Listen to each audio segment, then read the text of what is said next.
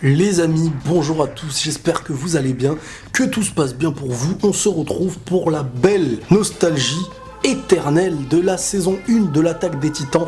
Et cette fois-ci, on parle de l'épisode numéro 3. Encore une fois les amis, on est dans un épisode très important et chaque détail, chaque discussion et chaque personnage, regardez bien les plans, comment ils sont faits, à quel moment on fait un gros plan sur un personnage, etc. Et à l'avenir, pour tous ceux qui sont au courant de ce que je raconte, vous le savez déjà, mais tous ceux qui découvrent cette œuvre en fonction des reviews de la nostalgie, vous allez comprendre au fur et à mesure du temps pourquoi je dis ça. Donc soyez très attentifs aux détails de chaque instant de l'Attaque des Titans, parce que c'est une œuvre bien prévue à l'avance. On n'est pas dans un... Enfin, moi, je l'imagine, et de ce que j'apprends au fur et à mesure du temps, je suis conscient, en fait, que l'Attaque des Titans n'est pas une œuvre qui est écrite au fur et à mesure, du moins sur les petites lignes, oui, mais dans les grandes lignes, on sait vers quoi on avance, et on sait qui avait été prévu d'être qui.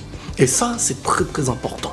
Dans cet épisode 3 de l'Attaque des Titans, on va vivre un peu d'émotion, parce qu'il y a de la difficulté, il y a des épreuves. On n'est pas encore dans un instinct de survie, mais on est dans l'apprentissage et la motivation pour devenir un soldat. Et donc Eren, Mikasa, Armin et plein de nouveaux personnages qu'on va découvrir dans cet épisode, comme par exemple Bertholdt, Marco, Jean, Reiner, Sacha, et des personnages qui seront de plus en plus importants au fur et à mesure de cette histoire. Et le casting, à mes yeux, il est parfait, parce que chacun dégage quelque chose, chacun a l'air d'avoir un vécu, et on ressent vraiment un charisme, moi je trouve, autour des personnages. Donc ça, c'était super top. On a notre enseignant là, notre mec ultra énervé, tu sais pas pourquoi, mais on apprend qu'en fin de compte, il est super dur d'entrer avec eux pour faire oublier leur ancienne vie et leur faire vivre une nouvelle vie.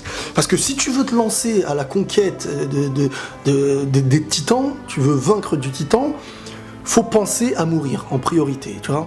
C'est vraiment un lavage de cerveau qui a été fait à l'armée là pour les nouveaux participants, sauf pour ceux qui ont déjà dans leur regard, dans leurs yeux, un vécu qui a déjà connu le traumatisme en fait. On nous a montré Eren, on nous a montré Mikasa et d'autres petits personnages que l'enseignant là, il va pas devant eux en mode coup de pression en leur disant « Alors, tu vas mourir bientôt, t'es conscient? Oui, ça va? Oui !» Comment ça, oui? Coup de tête. Voilà, hein, il a su mettre une pression à qui, à quel moment, pourquoi.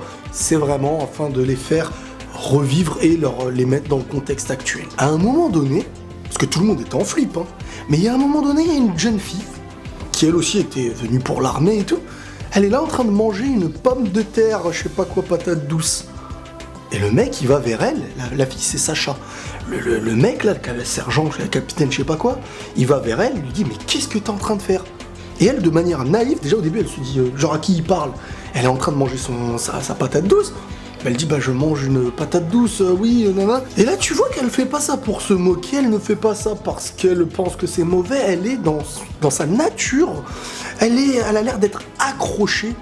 Nous, on le voit de manière humoristique, mais au fur et à mesure du temps, vous allez comprendre un petit peu son histoire et vous comprendrez beaucoup mieux cette attache qu'elle a par rapport à la nourriture. C'est pas un détail, c'est quelque chose d'important à comprendre parce que il y a des belles choses à en tirer aussi. Donc voilà, on met les bases. On voit des personnages froids, on voit des personnages frimeurs, on voit des personnages assez drôles qui mangent pendant le truc. Qu'est-ce que c'est que ça? Et on a Eren qui lui est totalement déterminé dans cet épisode-là. Et même l'entourage, là, c'était le soir qu'ils mangeaient entre eux et tout, venait le voir en lui disant « Ah ouais, donc tu viens de Shiganshina, c'est là où les titans sont venus pour la première fois, ils ont franchi le mur. Comment c'était?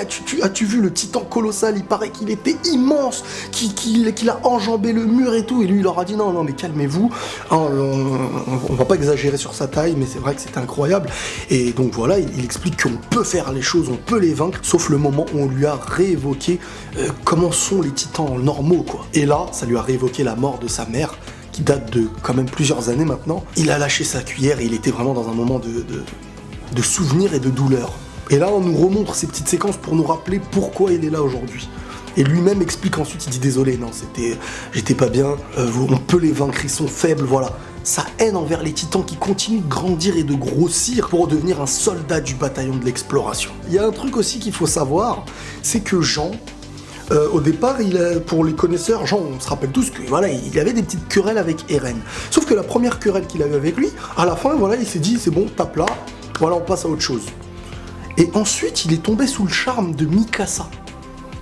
En voyant Mikasa très très proche de Eren, il a commencé à être jaloux de Eren. Ces petits détails-là, je les avais oubliés dans le passé. Donc il a été jaloux de Eren, et c'est pour ça qu'il a eu beaucoup de haine ensuite avec... parce que lui, voilà, il est tombé amoureux de Mikasa, du moins de sa beauté. L'exercice et l'épreuve de cet épisode, c'était de tenir sur un genre de gadget afin d'apprendre à tenir dans le truc tridimensionnel, là. Et il y en a qui réussissaient, donc il y avait les habitués, ceux qui, ça y est, ils sont propres, ils sont forts. Il y avait Jean qui était très doué, Mikasa, Connie, Bertolt, si je me trompe pas, et beaucoup d'autres. Sauf que Eren, lui, boum, il tombait. Et à un moment donné, dans cet épisode-là, il y a Mikasa qui lui explique en lui disant « Tu n'es pas assuré d'être pris ». À un moment donné, limite, voilà quoi. On dirait qu'elle veut l'éloigner de tous les dangers qui peuvent l'atteindre. Parce que Mikasa, voilà, on se demande pourquoi elle est proche de lui. Petit à petit, l'histoire va nous l'expliquer. Ne vous posez pas trop de questions. Regardez ce qui est proposé. L'animé est fait proprement, donc vous inquiétez pas pour ces petits détails. Il y a eu une belle séquence le soir où Reiner, Bertolt et Eren et tout sont allés se balader, je crois qu'ils ont été s'entraîner. Cette séquence-là, elle est très très importante aussi, parce que chacun en fait dévoile un peu ses objectifs. Eren, lui, c'est détruire les titans. Voilà. Reiner et Bertolt, leur objectif, mais surtout Reiner qui en ressort, il dit « Moi, je suis prêt à tout pour rentrer chez moi ». C'est important aussi. Gardez tout ça en tête. Dans une ambiance, dans une musique entourée de tout ça, c'est de l'attaque des titans de dingue, c'est magnifique. Bref, la première épreuve pour tenir sur la tenue tridimensionnelle, là, eh ben, elle a été réussie de justesse. Donc Eren, à la fin, avec une belle séquence, a donc prouvé à Mikasa qu'il était présent et qu'il irait jusqu'au bout, qu'ils iraient ensemble. Et il y a une petite phrase très intéressante, et on va y revenir là-dessus dans la saison 3 qui va arriver pour tous ceux qui attendent la saison 3 impatiemment. Et ben, à un moment donné, le boss, là, le mec là, qui leur crie tous dessus, l'enseignant, là, il dit « Grisha, aujourd'hui, ton fils est devenu un soldat. » Grisha, c'est le père de Eren. Et donc, il y a un lien entre le père de Eren et notre enseignant. Donc, il y a une connaissance. D'où... Eh ben ça, on va bien l'apprendre normalement en saison 3. C'est quelque chose où on va y revenir et ça a une grosse importance. Cet épisode a donc servi à nous présenter plein de personnages, à montrer la motivation d'Eren et vraiment de voir de qui il sera entouré un petit peu dans l'avenir. Quels sont les caractères et le vécu de chacun. Petit à petit, on le découvre de plus en plus. On est pour la première fois dans une ambiance écolière, mais en mode armée, quoi. Voilà, on est à l'armée. Je me comprends que j'ai dit écolière. On est dans une ambiance de l'armée, dans un épisode tellement bien foutu qu'à chaque fois que je le regarde, je crois que c'est la 4e fois que j'ai dû le revoir, j'en apprends. Je me dis ces détails-là, ils sont là pour des raisons. Je me dis tiens, regarde ce personnage, ils lui ont fait dire ça parce qu'en fin de compte, on allait en arriver à ça. Rien n'est laissé au hasard et c'est un chef-d'œuvre, je le répéterai tout le temps. L'attaque des titans, c'est sublime. Les musiques, les dessins, l'ambiance et tout ça, ça date un peu en plus. Hein. C'est la saison 1. Franchement...